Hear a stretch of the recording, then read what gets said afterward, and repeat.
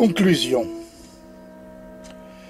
Je vais devoir conclure et puis tourner la page qui n'est pas le reflet complet de cette image que j'eusse aimé donner sur l'homme politique que l'on peut rencontrer dans notre République. Je connais le sujet. Je l'ai trop supporté puisqu'un de mes cousins fut élu député. Sa conduite à l'égard de sa propre famille révéla son esprit de bouffon mercantile. Mais oublions ceci, car je plains ce parent qui savait bien mentir et brassait que du vent. Je veux rester courtois et ne vexer personne. Tout au long de l'histoire, au temps de la couronne, déjà se retrouvaient au milieu des salons des gens qui magouillaient pour avoir des galons. Les époques ont changé. Plus vite que les hommes se complaisantent au jeu de croquer dans les pommes. Qui guide les nations, sinon des mercenaires? Ne se vantent-ils pas d'être des partenaires?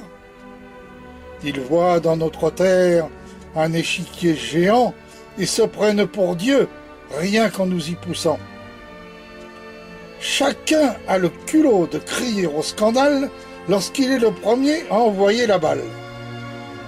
C'est vous qui entravez la paix universelle, puisque vous profitez de la moindre étincelle pour asservir les peuples et tirer vos profits, en faisant naître tels ou tels autres conflits. À qui devez-vous donc de conduire un régime? Vous bafouez le peuple, et ceci est un crime quand il vous suffirait d'un rien pour mettre un terme à la cruelle main qui au cou le tient ferme. Vous usez de mensonges et faites des pressions, quels que soient les pays, la grandeur des nations.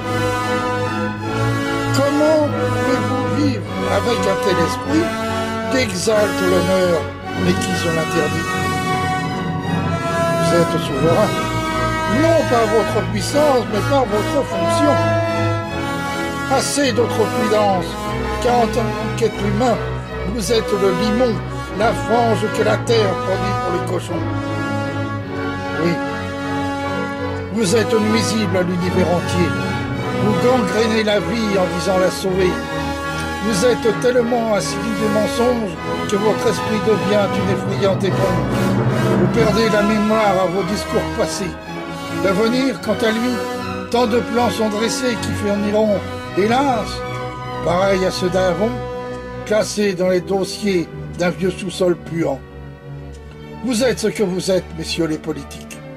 Des filous, des escrocs et des pros illogiques. Cela m'apporte peu, qu'à présent tout est dit, puis, personnellement, je trouve votre esprit au plus bas échelon respectable du monde, car vous êtes encore pire qu'une bête immonde, qu'un puissant révulsif à l'odeur de charogne, tellement vous puez de par votre besogne. Ce que je comprends mal, est cette masse humaine qui accepte son joug, supporte la rengaine sans jamais rechercher à étouffer le mal qui le ronge, l'étreint à un rythme infernal. À quoi sert de grogner chacun dans son silence et servir le tyran en usant de patience? Usons du droit sacré et du droit universel en repoussant d'un non le crime fraternel. En acceptant l'usage, on devient un complice et l'on se livre seul à son propre supplice. À quoi servent nos voix sinon pour nous défendre? Le rôle des élus consiste à nous entendre. Aussi, dans ce gâchis, nous avons notre part qui ne dit rien consent. Nous restons à l'écart, vivant avec l'espoir d'un avenir meilleur qui n'est qu'une illusion, car le jeu est trompeur.